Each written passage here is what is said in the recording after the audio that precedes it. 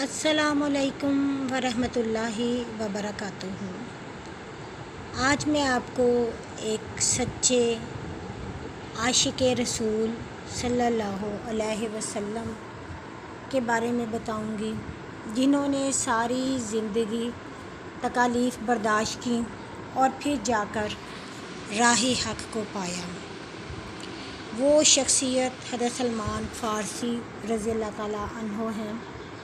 एक मरतबा हज़रत सलमान फ़ारसी के दिल में ख़याल आया कि वो कौन सी ज़ात है जो लायक इबादत है और वो कौन सा दीन है जो सबसे अफजल है। वो कौन सा दीन है जिस पर पैरवी कर कर हम अपने सच्चे खालिक को ढूंढ सकते हैं। वो एक राहब के पास चले गए। राहब ने उसे कहा कि इराक़ में मोसल एक इलाका है, वहाँ चले जाओ, वहाँ पर एक राहब आलम है, वो तुम्हें राह हक़ के बारे में बता देगा।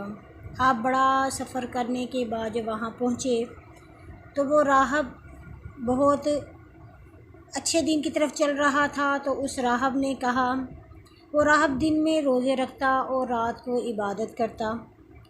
हज़रत सलमान फ़ारसी उनके साथ 3 साल रहे। जब उस राहब के मौत का वक्त करीब आया तो उस राहब ने हज़रत सलमान फ़ारसी से कहा कि तुम अमूरिया की तरफ सफ़र कर लो, वहाँ पर एक बड़ी उम्र का आलम है, वो तुम्हें हक़ की तलाश, खालिक व मालिक की तलाश के बारे में बता देगा। जब हज़रत सलमान फ़ारसी अमूरिया पहुँचे, वहाँ पर उनके साथ कुछ अर्सा रहे तो फिर उस राहब की भी मौत का वक्त करीब आ गया। वो फिर परेशान हो गए कि अब मैं क्या करूं, मैं कैसे ढूंढूं, मैं कैसे राह हक़ को तलाश करूं।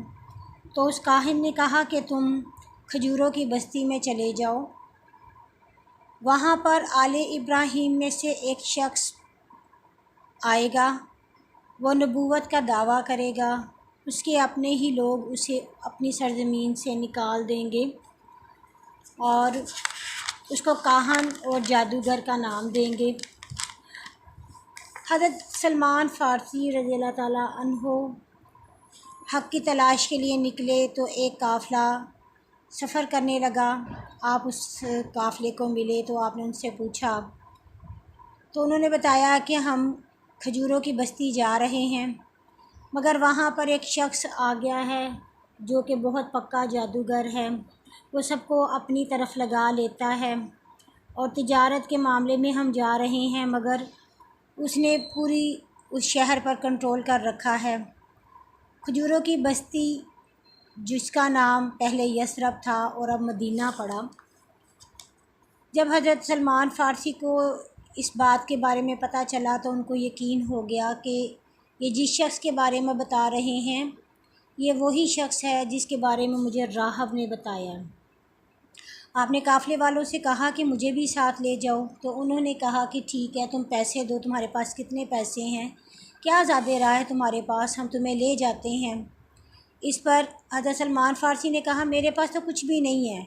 वो उसे काफ़िले के सरदार के पास ले गए तो काफ़िले के सरदार ने कहा कि हम ऐसे तो तुम्हें नहीं रख सकते, क्योंकि ज़ाहिर है दूर का सफ़र है, खाना पीना भी चाहिए, ज़्यादा राह भी चाहिए, तो हम तुम्हें ऐसे क्यों रख लें। इस पर हज़रत सलमान फ़ारसी रज़ियल्लाहु ताला अन्हु ने कहा कि आप मुझे ग़ुलाम बना लें। गर्द ये कि मदीना तक पहुँचते पहुँचते आप 10 लोगों के ग़ुलाम बने। जब आप मदीना पहुँच गए तो आपकी ज़ुबान फ़ारसी थी, जबकि अहले अरब अरबी बोलते थे। आपको अपनी बात समझाने में बड़ी मुश्किल होती थी। आप रोज़ाना दिन में खजूरें ढोते, इस कदर आपने मशक्क़त की कि आपकी कमर झुक गई और आपका सीना बाहर की तरफ निकल आया। वहाँ पर एक बूढ़ी उम्र की औरत गुज़री।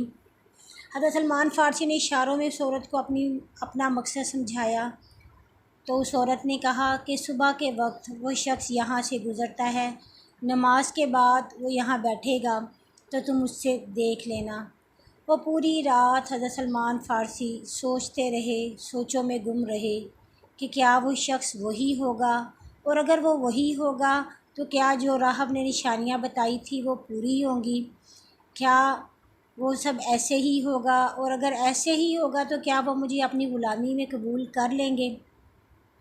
جب صبح ہوئی تو نبی صلی اللہ علیہ وسلم نماز پڑھنے کے بعد وہاں تشریف فرما ہوئے تو حضرت سلمان فارسی ایک تھال میں کھجوریں لے کر آ گئے اور نبی صلی اللہ علیہ وسلم کو کہا کہ یہ ہدیہ ہے۔ نبی صلی اللہ علیہ وسلم نے خود بھی کھائیں اور اپنے صحابہ کرام کو دیں۔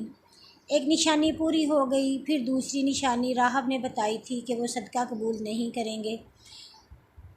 حضرت سلمان فارسی رضی اللہ تعالیٰ عنہ نے ایک تھال اور کھجور کا لائے اور ان کو کہا یہ صدقہ ہے۔